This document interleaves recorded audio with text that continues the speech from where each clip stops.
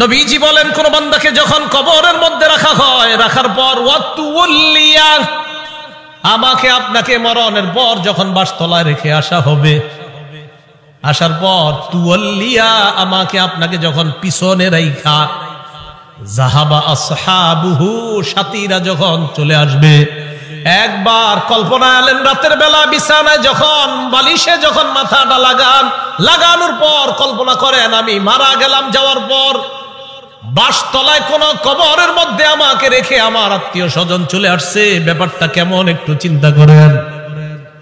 আল্লাহ নবী কয়, কোন ব্যক্তিকে কবরের মধ্যে রাখার পর তুওয়াল্লিয়া, কবরটা পিছনে রাইখা, যাহাবা আসহাবুহু, যখন তার সাথীরা চলে আসে, বাবা চলে আসে, ভাই চলে আসে, সন্তানরা চলে আসে, আত্মীয় স্বজন সবাই চলে আসে, আল্লাহ নবী বলেন বেশি দূর যায় না, হাত্তা ইন্নাহু লা ইয়াসমাউ কুরআনি আলিহিম, আমরা যে হাইটা হাইটা আসি, আমাদের হাঁটার পায়ের জুতার আওয়াজগুলা ওই কবরবাসী শুনতে পায়।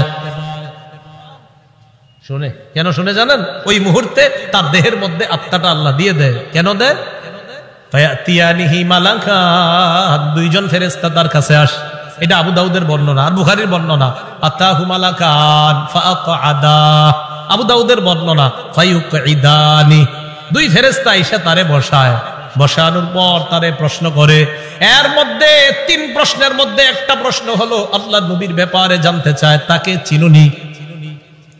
ওই ব্যক্তি ইমানদার হলে যদি তিনটা জবাব সুন্দরভাবে দেয়, আর আল্লাহ নবীর ব্যাপারে যদি বলে আশহাদু আন্না মুহাম্মাদার রাসূলুল্লাহ, আমি সাক্ষী দিচ্ছি তিনি আল্লাহর রাসূল, এই কথা বলার পর ওই ব্যক্তিকে বলা হবে উনজুর ইলা মাকআদিকা মিনান নার, তুমি তোমার জাহান্নামের আসনটার দিকে তাকাও, এটা তোমার জাহান্নামের আসন। তো এই ব্যক্তি জাহান্নামের আসনের দিকে তাকাবে।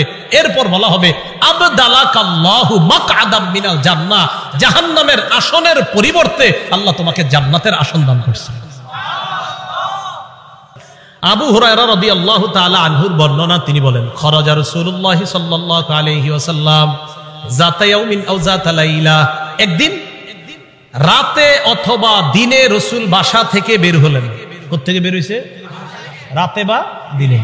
বের হওয়ার পর আসছে, আয়েশা দেখে ফাইদা হুয়া বিআবি বকর ওয়া উমর, নবীজি দেখে আবু বকর ওমর বসা। আবু হুরায়রা রাদিয়াল্লাহু তাআলা আনহু বলেন, নবীজি বাসা থেকে বের হয়েছে, বের হয়ে দেখে আবু বকর ওমরও বসা। এই হাদিসটা একটু মন দিয়ে সবাই শুনেন আর নিজেদের জীবনটা একটু চিন্তা করেন। নবীজি তাদের দুইজনকে প্রশ্ন করলেন, আবু বকর এবং ওমর, এই দুই সাহাবী, বিখ্যাত দুই সাহাবীকে প্রশ্ন করলেন, আচ্ছা তোমরা এইখানে এই মুহূর্তে কেন? মা আখরাজাকুমা ফি হাদিহিস সাআ, এই সময়ে তোমরা এখানে কেন? অসময়ে মানে এই সময় মানে অসময়ে, আরে এই সময়ে তোমরা এখানে কেন? এই হাদিস দ্বারা বোঝা যায় সাধারণত যেই সময় মানুষ ঘর থেকে বেশি একটা বের হয় না, ওই সময়ে নবীও বের হইলেন, আবু বকরও বের হইছে, ওমরও বের হইছে। নবী বের না হইলে জিজ্ঞাসা করে গেলেন। আবু বকর ওমর জবাব দিলেন, আহারে কি জবাব দেয় দেখেন, ক্বালাল জুউ ইয়া রাসূলুল্লাহ, হুজুর খিদা লাগছে, ক্ষুধার কারণে বের হইছে। সম্পদ সব ছেড়ে এসে মক্কায় নবীর সাথে চলে এসে মদিনায়। নবীজি যে জবাবটা দিলেন, আল্লাহ নবী বললেন আল্লাযী নাফসি বিয়াদিহি আখরাজানিল্লাযী আখরাজাকুমা। আবু বকর ওমরকে আল্লাহ নবী বলেন, আল্লাহর কসম আবু বকর ওমর, তোমরা যে ক্ষুধার কারণে বের হয়েছো, আমিও ক্ষুধার কারণে বের হইছি।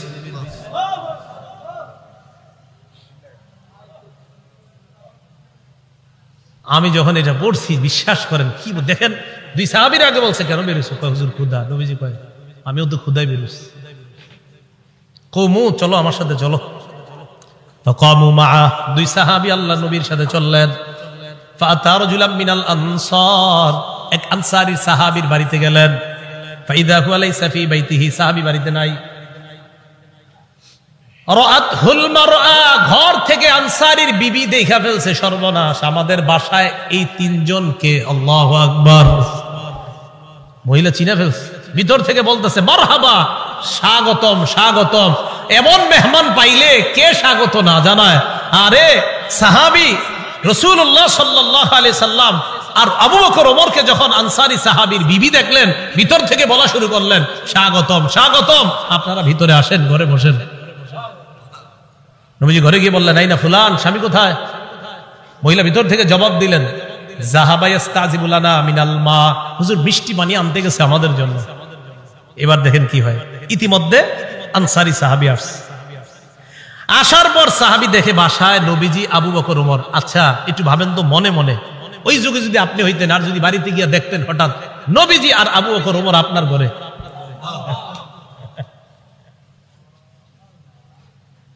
সাহাবী দেখে কি কয়, মা আহাদুল ইয়াউমা আকরামা আদিয়াফা মিন্নি। সাহাবী কয়, আজকে আমার চাইতে শ্রেষ্ঠ মেহমান, আজকে আমি যে শ্রেষ্ঠ মেহমানদেরকে পাইছি, আমার চাইতে শ্রেষ্ঠ ভাগ্যবান আর শ্রেষ্ঠ মেজবান আর কেউ নাই। আমি এমন 3 জন মেহমান পেয়েছি। তাড়াতাড়ি বাগানে গেছে, খেজুর বাগানে।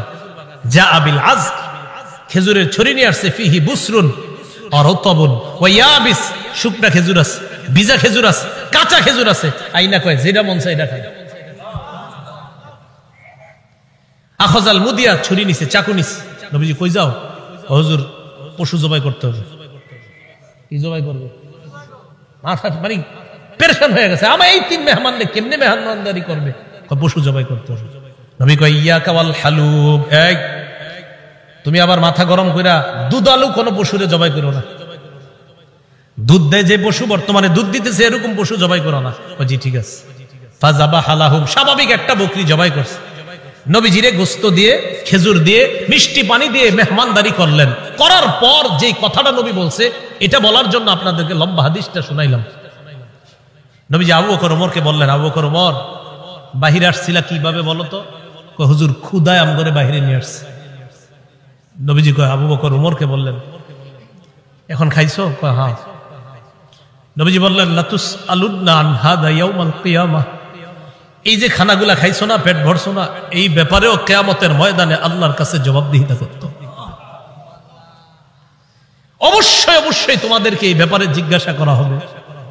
এই খানা খেয়ে আল্লাহর ইবাদত করছো কিনা?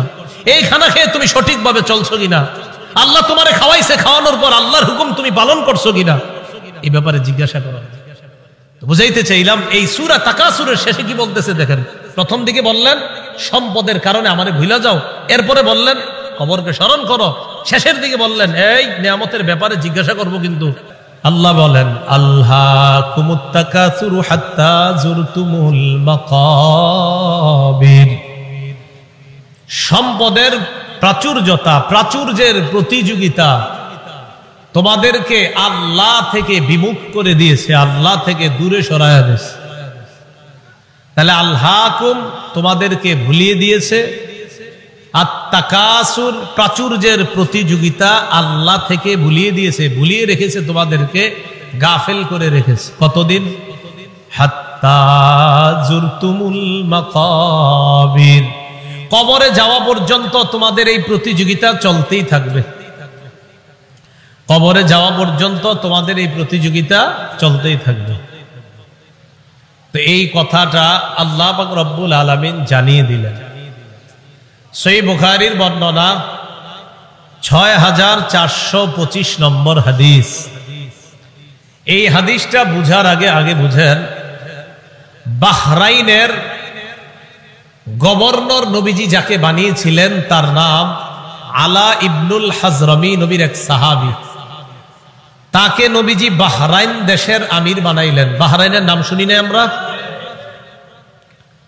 তো বাহরাইনের আমির বানাইলেন যাকে, তার নাম আলা ইবনুল হাজরামি। এই আলা ইবনুল হাজরামিকে রাসূলুল্লাহ সাল্লাল্লাহু আলাইহি সাল্লাম বাহরাইনের আমির বানায়া দিলেন। এখন বাহরাইনের সাথে রাসূলের চুক্তি হয়েছে। চুক্তিটা হলো এই, বাহরাইন মুসলমানদের অধীনে থাকবে, তারা ট্যাক্স দিবে, কর দিবে, জিজিয়া দিবে। তো নবীজি কি করলেন, তার এক সাহাবীকে পাঠাইলেন বাহরাইন থেকে কর বা জিজিয়া বা ট্যাক্স নিয়ে মদিনে আসার জন্য। এতটুকু কথা বুঝছেন? নবীজির অধীনস্থ এক ব্যক্তি বাহরাইনের আমির। তো নবীজি মদিনা থেকে আরেক সাহাবীকে পাঠাইলেন, যাও বাহরাইনের ট্যাক্স গুলা নিয়ে আসো, গরিবদের যে গরিবদেরকে সাহায্য সহযোগিতা করবো যেগুলা দিয়ে এগুলা নিয়ে আসো। এতটুকু বুঝে থাকলে হাদিসটা বলবো, এতটুকু বুঝছি তো সবাই? আচ্ছা। আন্না রাসূলুল্লাহ সাল্লাল্লাহু আলাইহি ওয়াসাল্লাম বাআসা আবা উবাইদা ইবনুল জাররাহ ইলাল বাহরাইন ইয়াতি বিজিজিয়াতিহা। আবু উবাইদা ইবনুল জাররাহ রাদিয়াল্লাহু তাআলা আনহুকে রাসূল বাহরাইনে পাঠাইলেন ট্যাক্স আনার জন্য। বলেন তো বাহরাইনের আমির কে? আরেক সাহাবী, নাম আলা ইবনুল হাজরামি। এতটুকু দরকার, খালি একটু মনে রাখেন, এক সাহাবী আমির, আরেক সাহাবীরে পাঠাইছে সম্পদ আনতে। তো তিনি গেলেন বাহরাইন। ফাকাদিমা আবু উবাইদাতা বিমালিম মিনাল বাহরাইন। আবু উবাইদা রাদিয়াল্লাহু তাআলা আন বাহরাইন থেকে সম্পদ নিয়ে মদিনায় আসলেন। ফাসামিআতিল আনসার বিকুদুমিহি। আবু উবাইদা যে সম্পদ নিয়ে মদিনায় আসলেন, আনসাররা টের পাইছে, জানতে পারছে যে নবীজির সাহাবী আবু উবাইদা সম্পদ নিয়ে মদিনায় আসছে। মদিনায় আসছে কখন? ফজরের নামাজের আগে। কখন? তাহলে বলেন তো, সম্পদ আনার পর উনি যে এখন প্রথম নামাজটা পড়বে, এটার নাম কোন নামাজ? ফজর নামাজ। মাশাআল্লাহ। ফাওয়াফাউ রাসূলুল্লাহ সাল্লাল্লাহু আলাইহি ওয়াসাল্লাম। আনসাররা যখন জানতে পারলেন আল্লাহর রাসূলের এক সাহাবী সম্পদ নিয়ে বাহরাইন থেকে মদিনায় আসলেন, ফাওয়াফাউ সালাতাস সুবহি মা রাসূলিল্লাহ সাল্লাল্লাহু আলাইহি ওয়াসাল্লাম। আনসাররা আল্লাহর রাসূলের সাথে ফজরের নামাজে শরীক হয়। ফালাম্মান সারাফা তাআররাদু লাহু। নবীজি যখন নামাজের সালাম ফিরাইলেন, সালাম ফিরানোর পর ফজরের পর দেখবেন ইমাম সাহেব মুসল্লিদের দিকে ফিরে বসে, ঠিক না? নবীজিও ফিরলেন, নবীজি তাকায় দেখে আনসারী সাহাবারা তাআররাদু লাহু, আল্লাহর নবীর দিকে সবাই মুখ করে বসা। ফাতাবাসসামা রাসূলুল্লাহ সাল্লাল্লাহু আলাইহি ওয়াসাল্লাম হিনা রাআহুম। তাদেরকে দেখা আল্লাহর রাসূল একটা মুস্কি হাসি দিলেন। কি হাসি দিলেন? মুস্কি হাসি। তো মুস্কি হাসি দেওয়ার পর কি জিজ্ঞাসা করে দেখেন, কয় সামিআতুম বিকুদুমি আবি উবাইদা ইবনুল জাররাহ ওয়া আন্নাহু জাআ বিমাল। কি ব্যাপার? আবু উবাইদা যে মদিনায় মাল নিয়ে আসছে এটা মনে হয় শুনছো, ঠিক না? সম্পদ নিয়ে আসছে এটা শুনছো, তাই না? এই জন্য আসছো? তো সাহাবীরা কয় আজাল ইয়া রাসূলুল্লাহ, হুজুর ঠিকই ধরছেন, এই জন্য আসছি।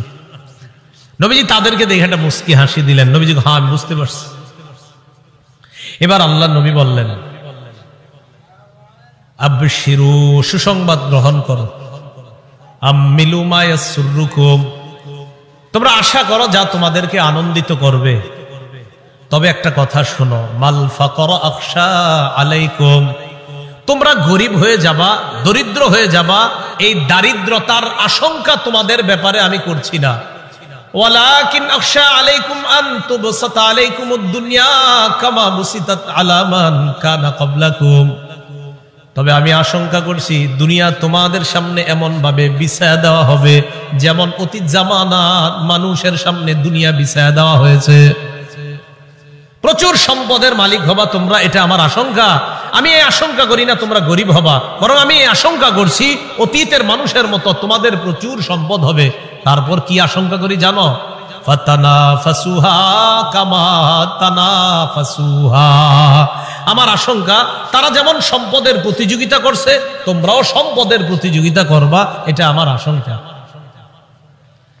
রাসূলুল্লাহ সাল্লাল্লাহু আলাইহি সাল্লাম এই কথা বলার পর শেষের দিকে বলেন, শোনো তোমরা, আমি যে আশঙ্কা করছি তোমরা সম্পদের প্রতিযোগিতা করবা, অতীত জামানার মানুষের মতো সম্পদের প্রতিযোগিতা করবা, এক পর্যায়ে সম্পদ কি করবে তোমাদেরকে জানো? নবীজি বলেন, ফাতুলহিয়াকুম কামা আলহাতুহুম, সম্পদ যেমন তাদেরকে আল্লাহ ভুলাইয়া দিছে, তোমাদেরকেও তোমাদের সম্পদ আল্লাহ থেকে দূরে সরাইয়া দিবে। নাউজুবিল্লাহ।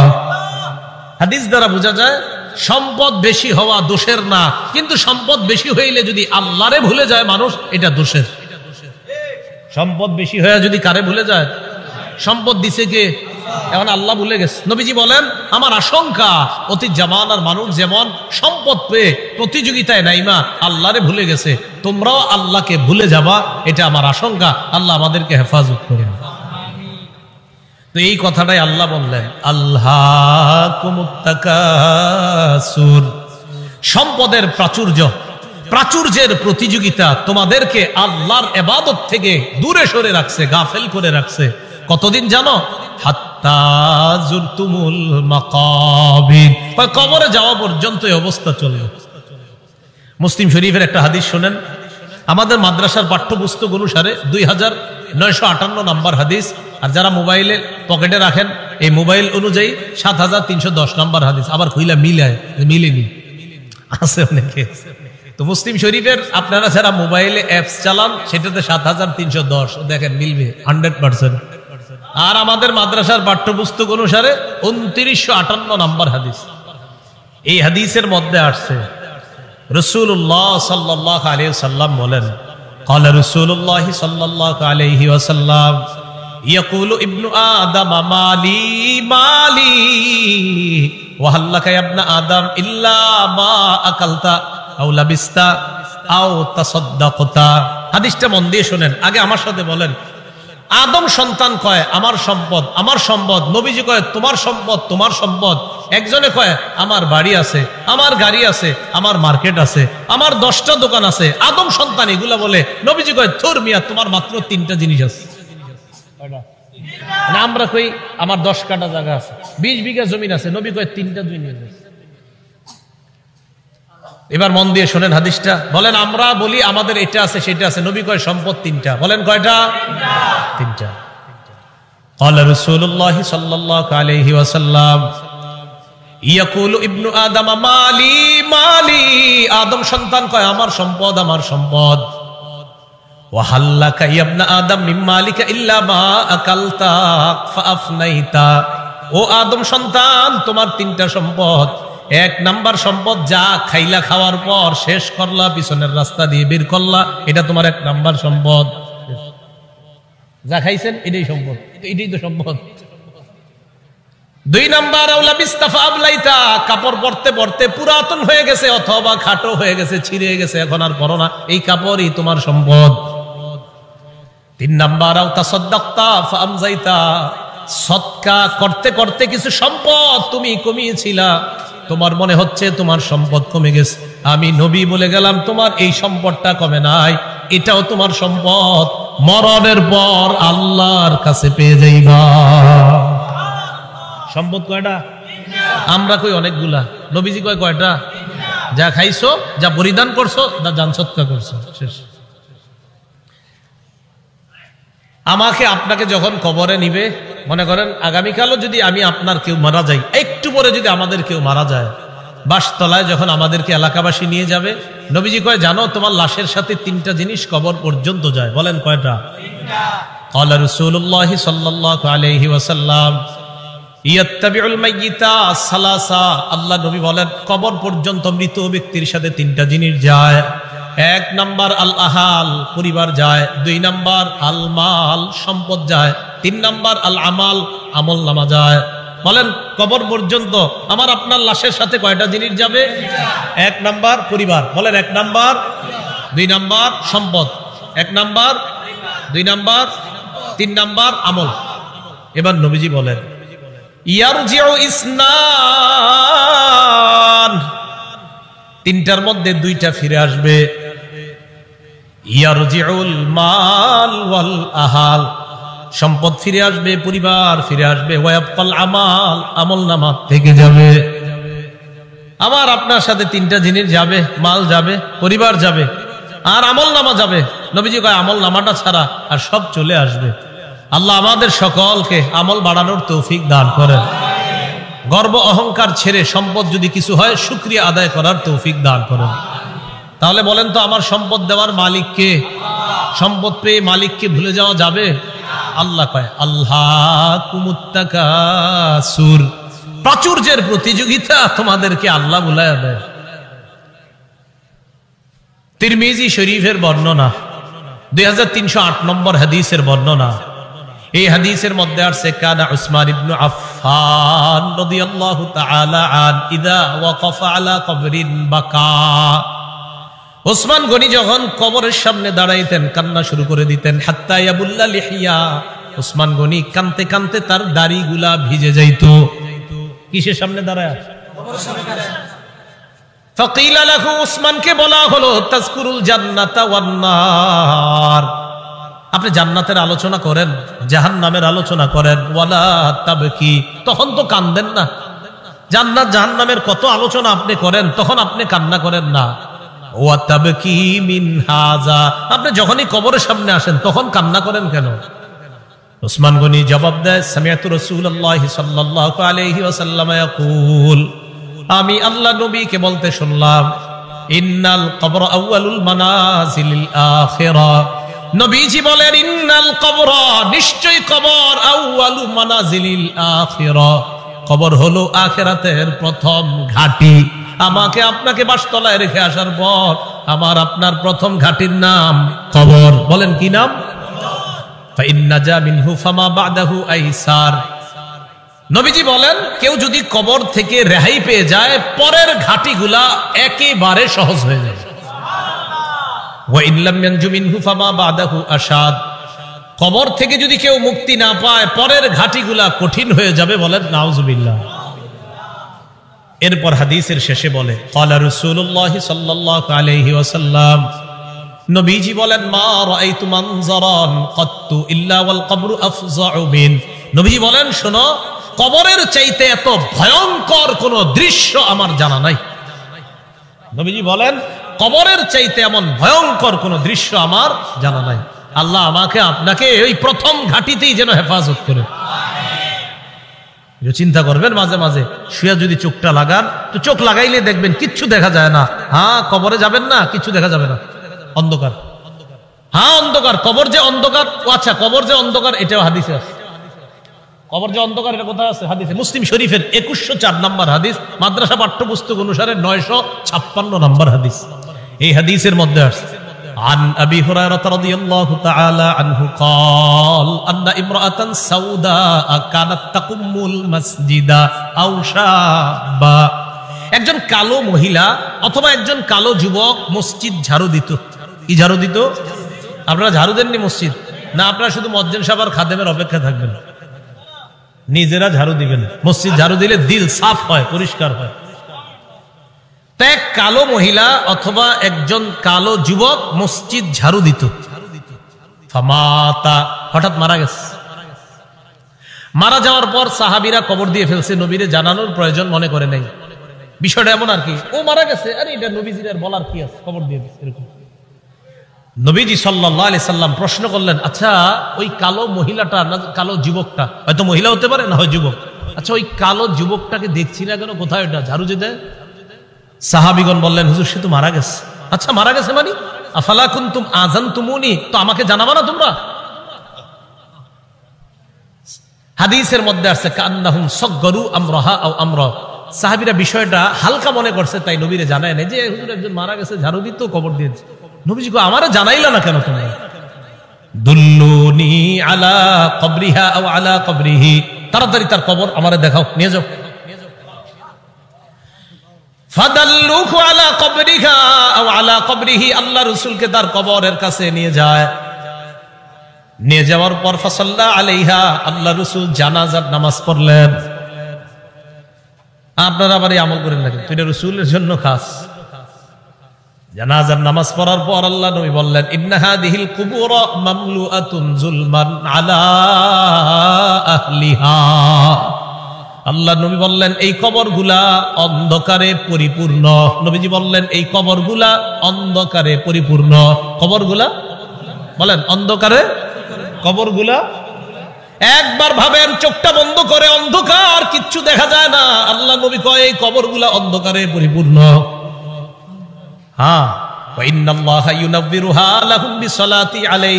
আমি আশা করি আমি আজকে নামাজ পড়ার কারণে আল্লাহ তাদের কবরগুলা আলোকিত করে দিবে।